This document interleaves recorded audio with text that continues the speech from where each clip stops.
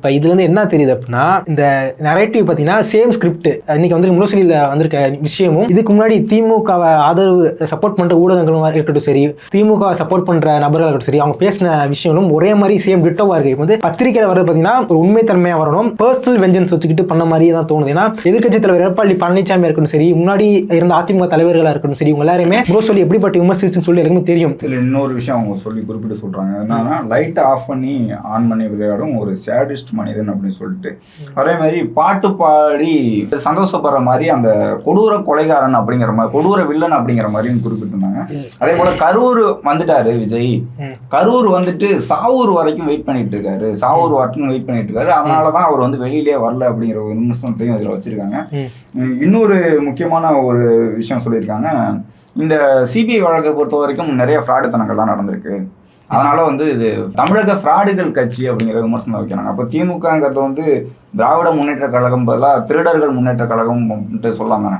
ஏன்னா அது உண்மையும் கூட, அதை வந்து கண்டிப்பாக நம்ம சொல்லலாம், திருடர்கள் முன்னேற்ற கழகம். ஏன்னா இருக்கக்கூடியவர்கள்லாம் இப்போ செந்தில் பாலாஜி ஜெயிலுக்கு போயிட்டாரு, அதன் பிறகு பொன்முடி மீது வழக்கு, அதன் பிறகு இருக்கக்கூடிய அமைச்சர்கள் எம்எல்ஏக்கள் மீது நிறைய வழக்குகள் இருக்குது, இன்னும் தொடர்ந்துக்கிட்டு தான் இருக்குது. இதன் பிறகும் நிறைய மாட்டுவாங்க. இப்போ டாஸ்மாக் வழக்கு போயிட்டு இருக்கு, விசாரணை போயிட்டு இருக்கு, அது குறித்தான விவாதங்களும் போயிட்டு இருக்கு.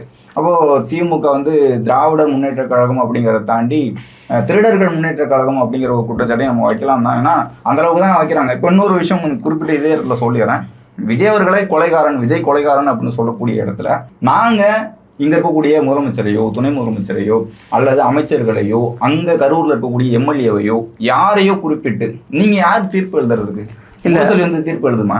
இல்லை, நீதிபதியா?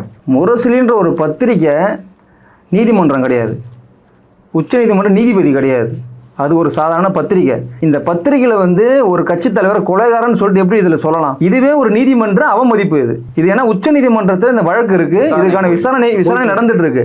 இந்த விசாரணை நடக்கிறதுக்கு முன்னாடியே வந்து இவங்க வந்து தலைவர் அவர்களை வந்து தளபதி அவர்களை வந்து கொலைகாரர்கள் என்று சொல்வதற்கு இது மிகப்பெரிய ஒரு குற்றச்சாட்டு. இது மிகப்பெரிய அவதூறு. இது வந்து நீதிமன்ற அவமதிப்பு. இது ஆமாம், அதுதான் சொல்றேன். அதுதான் இது நீதிமன்றம் வந்து தன்னிச்சையா வந்து முரசொலி மேல வழக்கு போட்டு கட்டாயமா இது வந்து விசாரிக்கணும். அவங்க வந்து முடிவு பண்ணிட்டாங்க என்னன்னா, இதுவரைக்கும் அமைச்சர்கள் எம்எல்ஏக்களை வச்சு பேசி பார்த்தாங்க, அதன் பிறகு அதிகாரிகளை வச்சு பேசி பார்த்தாங்க, அதன் பிறகு திமுக உடன்பிறப்புகள், வாடகை வாய்கள், பத்திரிகையாளர்கள் பேர்ல இருக்கவங்கலாம் பேசி பார்த்தாங்க. ஸ்டாலின் அவர்கள் வந்து ஒரு மாதிரியும், உதயநிதி ஸ்டாலின் ஒரு மாதிரியும், இங்க ஆட்சியில் அதிகாரத்தில் இருக்கக்கூடியவர்களாம் ஒரு மாதிரி, அமைச்சர்கள்லாம் ஒரு மாதிரி பேசி பார்த்துக்கிட்டு இருந்தாங்க.